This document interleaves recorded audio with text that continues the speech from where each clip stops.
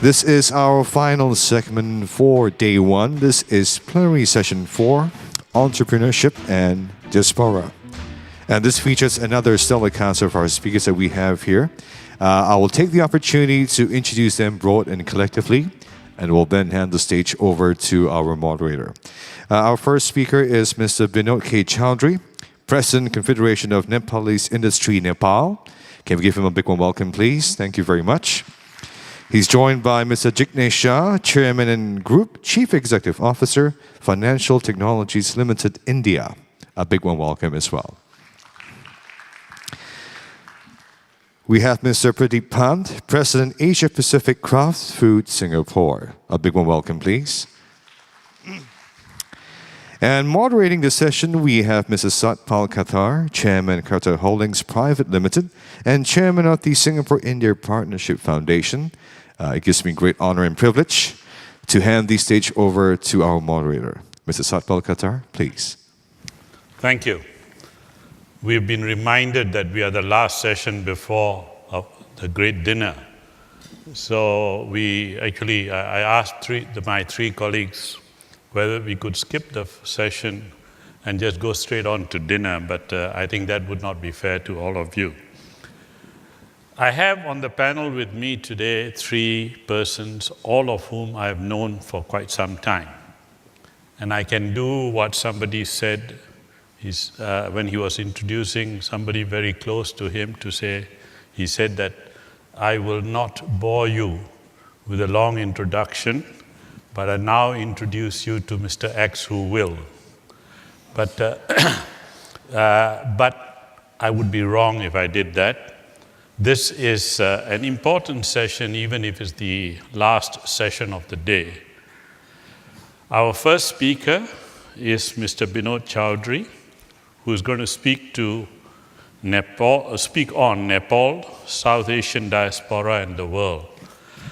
Mr. Chaudhary is the president of the Chaudhary Group in Nepal, arguably, and I think it's not arguably, the largest business conglomerate in Nepal, with over 45 companies and 5,000 employees. The group is involved in all kinds of FMCG businesses, including food, beverage, electronics, home appliances, real estate. And he's also the chairman of Sinovation, which promotes the group's businesses in various destinations. He is the president of the Confederation of Nepalese Industries since 2002. He has served on the board of various government bodies, including as advisor to the Prime Minister of Nepal in 2000. He's a member of the YPO as well as the WPO, which is the World Presidents Organization. And he was nominated as a member of the World Economic Forum's Global Leader for Tomorrow in 1995. Ladies and gentlemen, Mr. Chaudhary.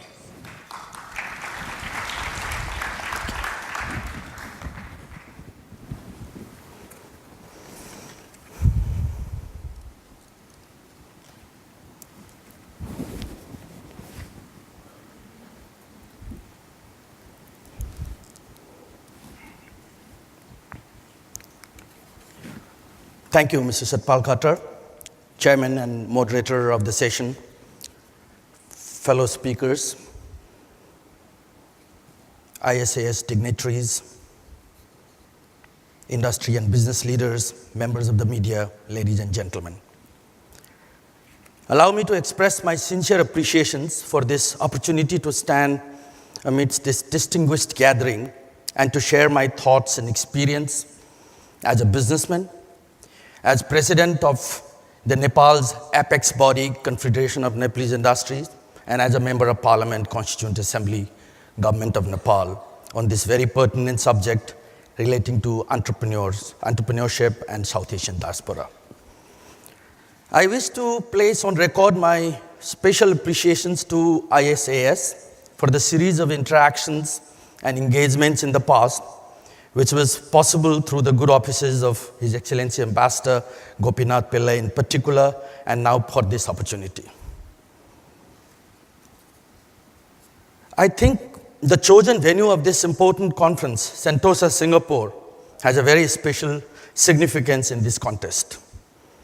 I wish to commend Singapore for having re-engineered itself in a very short time to grow as a vibrant economy despite serious limitations in terms of natural resources and critical size in terms of land mass.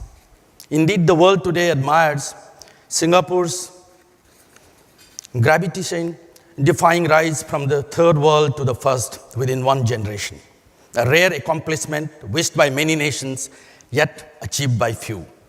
People say that it is critical for a country to have critical minimum size and natural resources, but the success story of Singapore has proven this wrong. Hats off to the vision of the former Minister Mentor, Lee Kuan Yew, and his able successors. When new emerging economies with immense resources like Dubai was trying to position itself as a highly competitive financial center and a new tourism hub, they were inspired by Singapore because both in financial competition and tourism attraction, Singapore has kept its leadership by working on new creative ideas. Singapore, as the epitome of tourist attraction, is an excellent example. Nepal, by contrast. My country, Nepal, is full of God-gifted resources. The mild climate with 4 seasons, beautiful landscape, enchanting snowing peaks of the Himalayas, with world's 8 of the 10 highest snow peaks, historical and cultural heritages with 7 UNESCO-recognized world heritages within mere 7 kilometers around Kathmandu, immense hydropower potentials, minerals, forestry, agro opportunities are all in abundance, not to mention Lumbini, the birthplace of Lord Buddha for spiritual visitors. In addition, highly dedicated and courageous the Nepalese people, the Gurkhas, and the strategic location flanked by 2 of the rising economic powerhouses of the world, China and India. Present-day Nepal seems to be a classic example that having resources alone is not enough. Creative vision, committed leadership, and a stable polity are more decisive factor for harnessing resources and converting them into valued assets.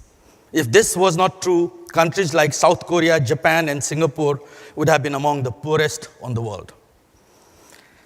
Where is Nepal today? And can we do business in Nepal?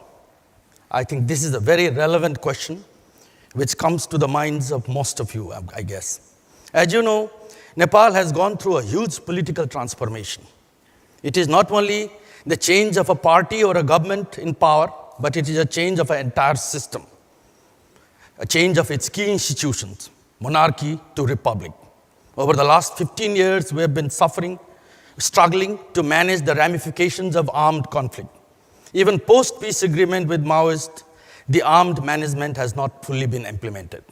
At the same time, the typical South Asian character, often seen among the politicians and the political parties, of not leaving aside the personal and party interest to demonstrate a political will for change, is heavily persisting also in Nepal.